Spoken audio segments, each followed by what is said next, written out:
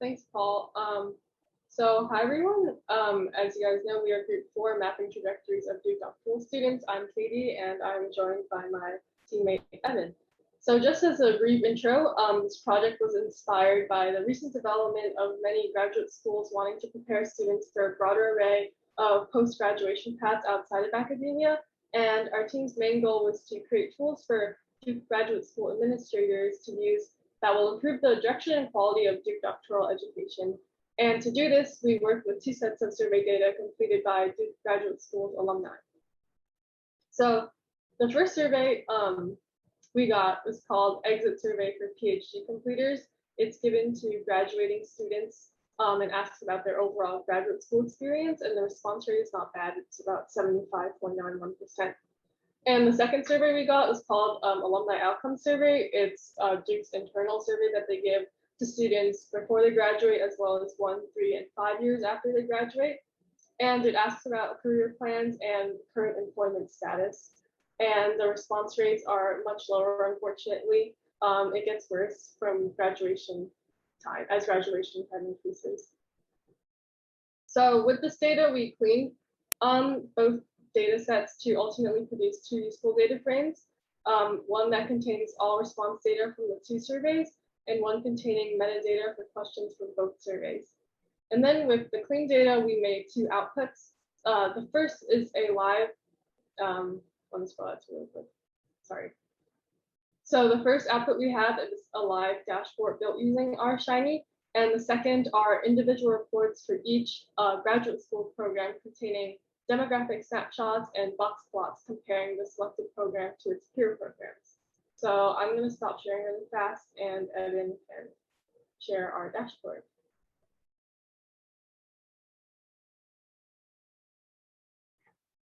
Okay, so here's our dashboard. It has 3 tabs. So the first tab contains visualizations from Exit Survey. Basically, as a quick overview of the dashboard, actually, it's based on only the quantitative survey responses from both surveys, and depending on what academic selections or comparisons users toggle, they'll be able to achieve their desired plot, no matter how broad or granular. And they can also save their plot as a PNG or just the data as a CSV file. So yeah, the second tab contains the same usability, except instead of Exit Survey, the data is from Alumni Outcome Survey. And then the third tab is a user guide to modules and questions. So we have a user guide that basically goes in detail how to use this dashboard. And then going back, there's a drop-down module guide that's collapsible by module and question. And on the top right corner, there's a search bar where you can search for keywords. So Evan is searching up mentorship, and basically all the questions or modules that contain the word mentor will come up. So going back to Exit Survey tab, I'll let Evan take it over from here. Yeah, so after Katie gave kind of a broad overview of our project and then of the dashboard scope itself, I'll kind of walk you through how DGSs and deans are going to be able to achieve their desired plots. So over here, we have 2 kind of streamline settings, and we have like this on, which is the default, which pares down the almost 100 questions that are options in these menus to about 40 or so that we learned were the most important in terms of from getting feedback from deans and DGSs. So for the people who might have less time and are only focused on questions that might be the most valuable, you can keep that default on section. But then for power users who really want to be able to see everything, you can turn that off and have all of the questions displayed. So these question modules, there's about 15 question modules, which is our word for kind of like groups of survey questions. You can think of those as almost kind of like headers of like the sections of a survey. So we've got like program climate, certificate programs, the qualifying exam. And then within each of those, there's anywhere from like 2 to 15 individual questions. And we really tried to, in the streamlined version, pare those down to what we think are the most important. So for this example, we've chosen overall satisfaction and academic experience. You can start super broad, looking at every program in every school, but this is at the cost of it being a bit cluttered for them to all appear. So for this example, let's just choose engineering. And then so one of the main features you can do is compare for each of the programs across any one of these particular attributes. Let's choose graduation term, for example. Now you'll be able to see the top contains people who graduated in fall 2015 to summer 2020, and in the bottom, it's spring 2012 to summer 2015.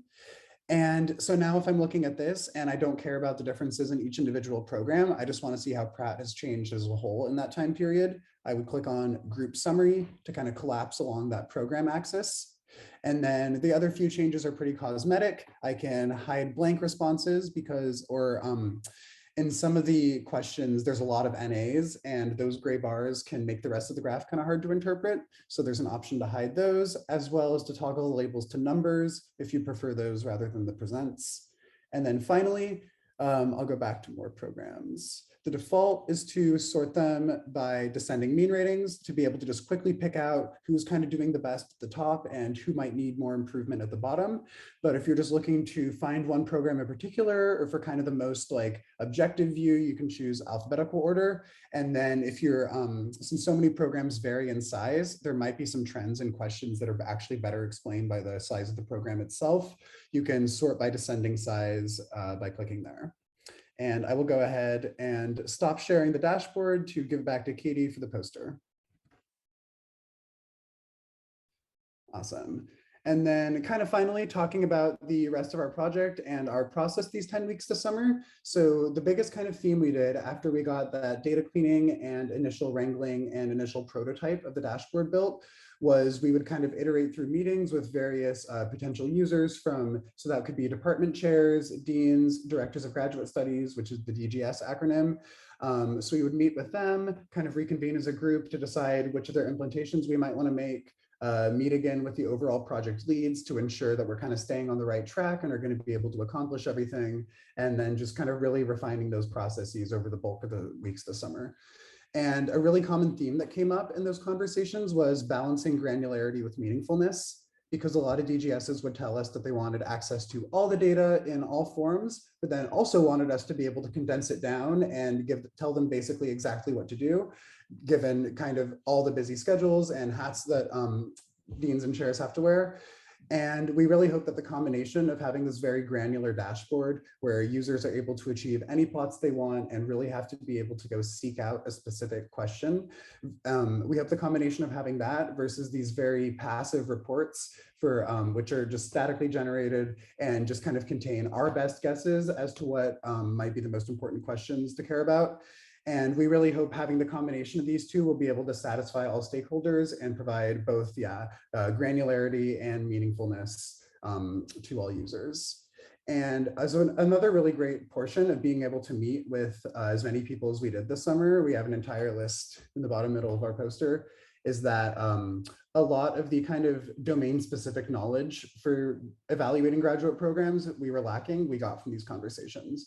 So remember on the dashboard when I showed that the graduation terms were divided into 5-year bins? So that was a decision we had to make because we received that graduation year data by actually graduation term. So there were 27 of those, and we were like, so I feel like we don't want 27 separate categories on the plot, but just where do we arbitrarily call that number for where to bin groups by years? And we were about to do it by 3 years, but actually a conversation with Dr. Sharon Doherty, who is the dean of the nursing program, told us that since many programs are evaluated in 5-year chunks, it would make a lot of sense to do kind of the previous 5 years compared to the 5 years before that. So there's almost every single feature on the dashboard was kind of motivated by some little nugget of information we got from one of these conversations like that. And it was really great to be able to kind of turn our arbitrary initial guesses into really actual useful decisions as guided by these feedback conversations. So balancing granularity versus meaningfulness was definitely the key challenge we experienced this summer, and we really hope we expressed it through the combination of our two outputs. And then finally, where this project goes next after this week and after Data Plus is, so we met with Duke Information Services as well as Dr. Courtney Rainey, who just started 2 weeks ago as the Assistant Dean of Evaluation and Assessment in the Duke Graduate School. And she is going to be working forward to just continue with this project, continue with the dashboard we have and the data we have, and integrating it into Duke's Tableau system, which is Duke's enterprise level data management and storage system. So Courtney will be kind of spearheading those efforts going forward. And there's also been talks recently of having another Data Plus team perform text mining analysis on the qualitative survey data. So we didn't have a lot of time to do that this summer. And we also, there isn't as much response rates so far. And those kinds of analyses are greatly improved by the number of responses and data you have. So that could be an option for next summer, as well as any sort of statistical analysis on which questions aren't being answered. So we said there's a lot of blanks, a lot of NAs, but is there a systematic pattern to that? Like, who isn't answering these questions? What are those questions that they aren't answered related to? And ultimately just being able to better inform these survey distributors about ways to improve the survey design and possibly get the most useful data back. So thank you very much. And yeah, we'll be happy to answer any questions. Thanks all. This was a really nice presentation. And it's always a mark of success when university office wants to start integrating into it. So I also very much like the tagline of balancing granularity and readability. That's always the struggle. Folks, go ahead and put questions in the chat or just unmute yourself, whatever you're most comfortable with.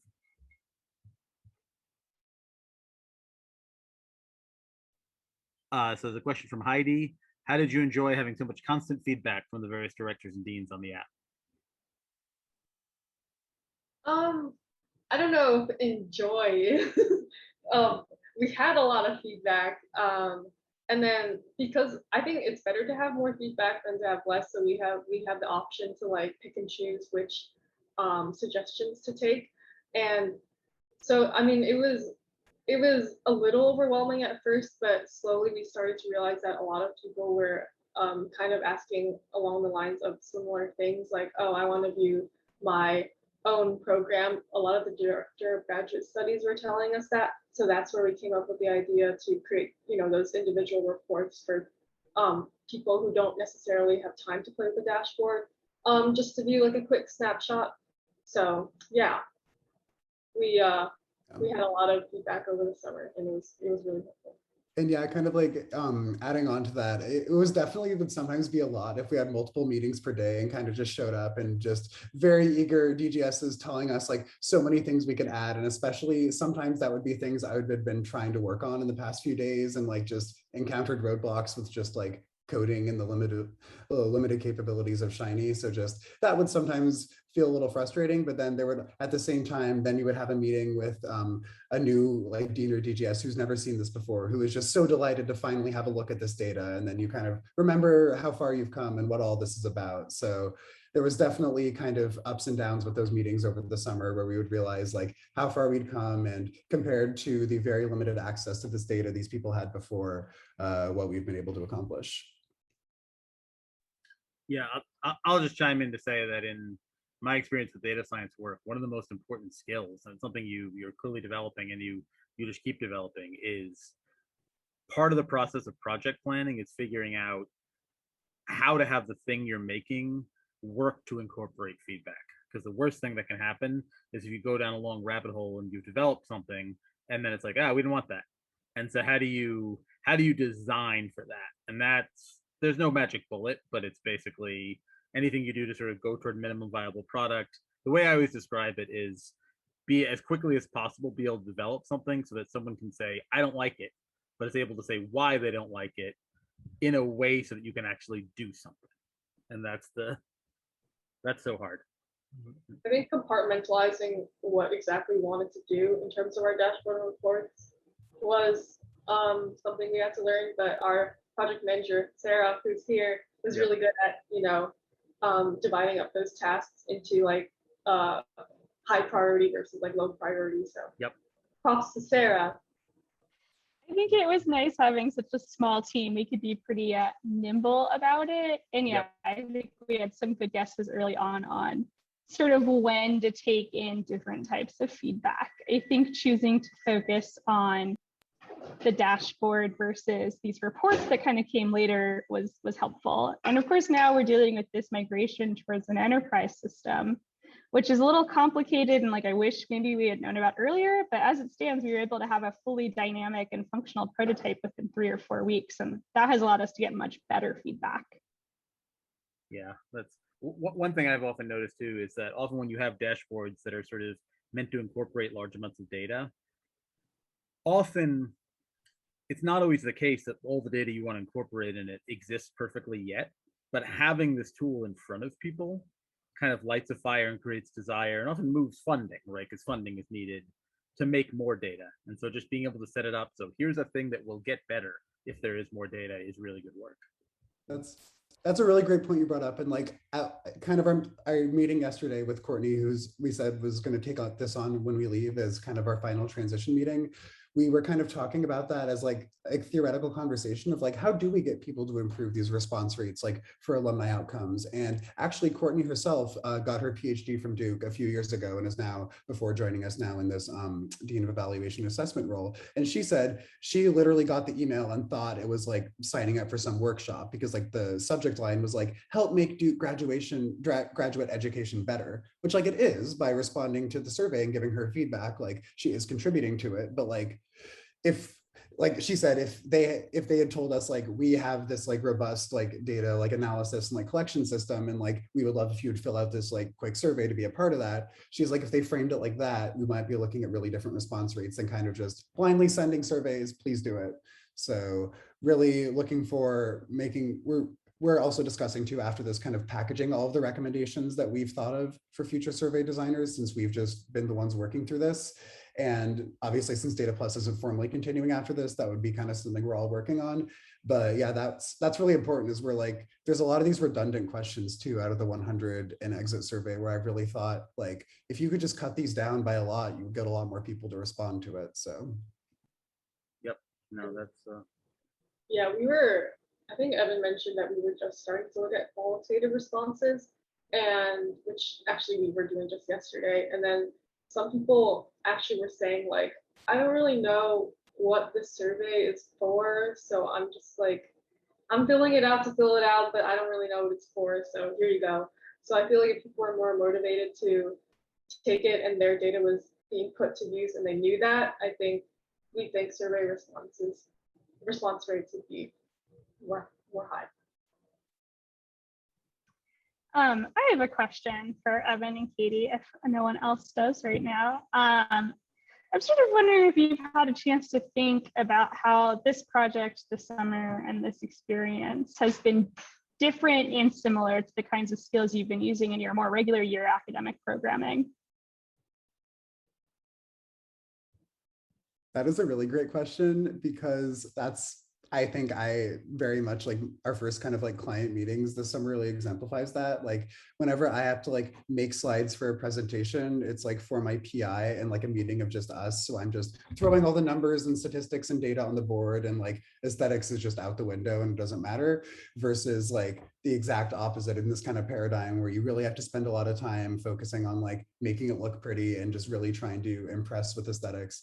And then maybe you're coercing some numbers or kind of like condensing it all in ways that may not be the most like sound, but it's something that, you know, is satisfying the clients that you're producing something for. So that's been just a little bit of an interesting paradigm shift for me compared to what I've done before.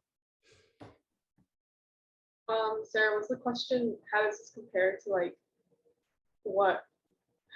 like the student experience in the normal academic year? Is that the question? Oh, it's more like what kind of work you do for classes versus the kind of work you did for this project. And knowing that you probably won't be a student forever unless you follow my career path. I don't know, what did it make you think about the world of work? Yeah, so like up until this point, I had only been like a student just taking classes and balancing like a million different things and just working on like one project for like 10 whole weeks. Really makes me think like, wow, if I put my mind with like a few other minds as part of a team to like do a project and communicate well and have strong leadership and stuff, like we can get things done. Like, and this is like my first time like creating something tangible for like a client and presenting things to clients over and over and over again. So that was a very new thing for me. But I mean, with anything, like as long as you have like teamwork and stuff, like good things will happen. And I mean, that goes for like being a student too, but this is my first time like creating something that's going to be used in quote the real world. Yeah, it's funny. one of my hobby horses, even in the academic world, is in through the academy, we often get to sort of work on our research for a long time and then present it sometimes. And honestly, some of the stuff I do at the company feels like very academic research, but with bi-weekly presentations to people who are paying us and kind of feedback and loops and so on. And it's both frustrating and I think incredibly valuable. And so one of the things I would do if I got to run all the universities is force people who are doing PhD level research or academic level research to actually talk about it much more frequently than they do. I think it's and there's all sorts of reasons why we don't do that, but I think they often have really negative outcomes. Yeah.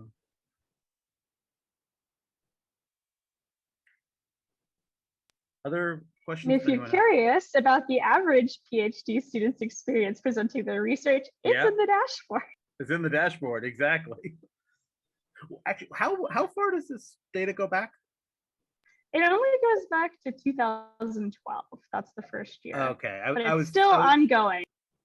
I was feeling guilty about whether or not I had answered the survey, but I got my PhD at Duke in 2008, so I'm off the hook. Okay. Yeah. Yeah, I'm talking about full professors, honestly. I think everyone should have to stand up at least once a month and defend what they're doing. But well, I guess I'll ask this. Did any of this change your perspective on whether you want to go get a PhD? Yes, actually. I didn't like. I know, Evan. I don't know if I can speak for you entirely, but I don't think you were ever considering academia, were you? Possibly. I mean, consider is a strong word. I don't know. I still don't know. Yeah, honestly, like, I mean, I'm only a rising sophomore, so I really don't know in terms of what I want to do for a career. But I guess as a freshman, I was like, oh yeah, I'll like try academia maybe. Like I'll talk to people, and then this summer I like literally worked every day like with people involved in academia, and then I realized like, holy cow, it takes so long, and these people, their responses, like a lot of them are great, but some of them are like, but other than that, like, I don't know. It's just like I still don't really know. Like, I know it's a ton of reading and stuff, but part of me likes the fast-pacedness of industry and just like creating things and having deadlines and yeah. Yeah, for me, it comes down to the advice I've gotten is like, do it and go get your PhD if you realize that like there is a specific point of like something that interests you in that field that you need to go devote your life for 7 years to go study and figure out. But if you don't feel that, then don't. And that's just kind of my thing for me is just, I think maybe there are some things I would be interested in studying to that extent for 7 years, the balance of all of like my other life in that sense, but we'll still see if I have the same interests as I do in 2 years or if anything else has changed by now. But yeah, just definitely keeping those options open. And yeah. Yeah, I'll say from my experience, I took 2 years. Well, I don't want to say I took 2 years off. There were 2 years between when I got my bachelor's and when I got my PhD, in which I did things that I thought were pretty valuable. But it also, that helped me with my decision. I think I would have been remarkably unprepared to go straight in, but some people it works very well. So. Like actually, go ahead. Okay, no, just the summer, like on top of working on this specific project, but also like the guest speakers every Wednesday, we brought in like people from industry and also from academia. Like you kind of saw the difference in what they were doing. Yeah. So I think before the summer, I was never really exposed to like hearing people talk about their career path. So I think that was also very helpful in trying to like have a different sense of what you can do. I'm glad that was helpful. Yeah, that was actually an experiment this year. We last year we had alumni panels, but otherwise we had sort of longer speakers who kind of did deeper dives into technical stuff, and we decided, I think we got a bunch of student feedback about wanting to know what careers actually look like, so we just tried that this year. Yeah, everyone seems to think it went well.